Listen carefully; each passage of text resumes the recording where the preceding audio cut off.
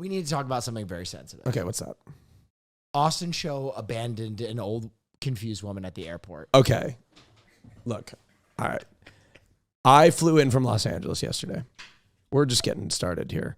I flew in from Los Angeles yesterday, and I sat next to a 72-year-old woman. Yes. And immediately I sat down, and I thought maybe this is somebody that, you know when you see somebody, you know you're going to talk to them or not during the course of the flight. I sat down with her, and I was like, this is somebody I'm not going to talk to. And it had nothing to do with who she was or whatever. She just didn't give that vibe that she wanted to speak. I was wrong. She tapped me on the shoulder while I was looking at my phone and my headphones were in, and she wanted to speak. Thing is, though, she was 72. She was from El Salvador.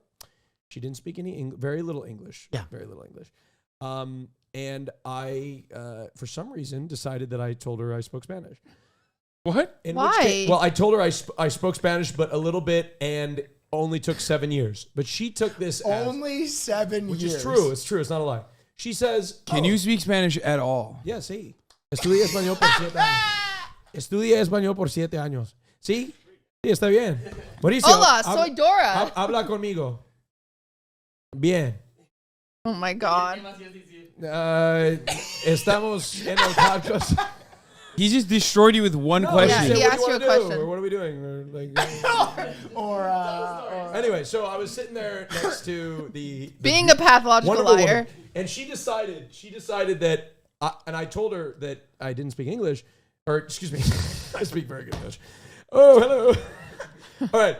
So I told her, I said, I don't speak very good Spanish. And she's like, well, she thought I was joking because she proceeded to, for the next 2 hours of the flight, to speak fluent Spanish. And I was too nice to say, I don't speak very good Spanish and you need to slow down. So I was sitting there smiling and nodding throughout the course of the flight as she showed me her life. She talked about her ex-husbands. She showed me her family. She talked about where she was going and what she was doing in Los Angeles and how long her vacation was. And I was picking up like every 7th word of what she was saying. And I was nodding and smiling. And then I would switch to English and she would aggressively switch back to Spanish. And it was just like this whole thing. All right. And I'm thinking, okay, you know what? I love how he says aggressively. Like this 72-year-old woman is like, no. No, but she was definitely like, Habla español. yeah, no, she was definitely like into speaking Spanish. She was very sweet. I want to make that very clear. She was very sweet. So we go through the course of this conversation. So you told her, speak American, damn it. No, this I is didn't. America. I was listening. I learned about her family, her ex-husband. Yes. It was great.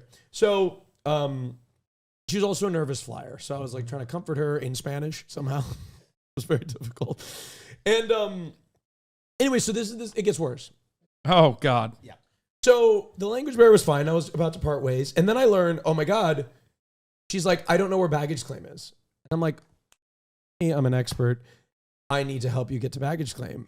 And so she's lost. Bien, vamos. Yeah. Vamos aquí. So I get her bags and I carry her bags all the way to baggage claim. And on the way to baggage claim, I find out, number one, she doesn't know where baggage claim is. She doesn't know where her family is. And she doesn't know where to pick them up. And she hasn't heard from them in like 2 days. Oh my God. And all of a sudden, I'm in here on the plane after, I speak no Spanish. She still thinks I speak Spanish. And I'm sitting here now in a dire situation.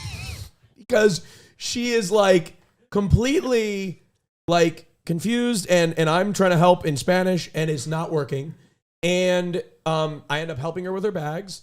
And then eventually she's like, I was like, okay, are they going to come get you? She's like, yes. I said, how do you know? She said, I spoke to them 2 days ago. I was like, do they have a cell phone? They said, no, only a landline. I was like, okay, this is all in Spanish, by the way. I don't know how we got through it.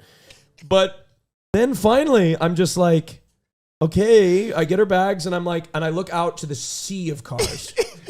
And I'm like, oh my God, I just don't know what to do. I really don't know what to do. And I'm like trying to be respectful because she's like clearly competent. I don't want to treat her like an invalid. So you left her. I asked her if she was okay and if she needed any additional assistance. And she said, "Sí." No, she and said, you're like, oh, fuck, I don't know what she that said means. No. And I said, oh my God. She's like, so nice to meet you. Thank you for being so kind. And I said, mucho gusto. And you left her on the curb. And I left her at the airport. And It's crazy because there's reports of a missing woman, but here's 72 years old. I think I made the right decision. Here's why. I think a lot of times folks that are of older age, I worked in an elderly folks home for Wait, really?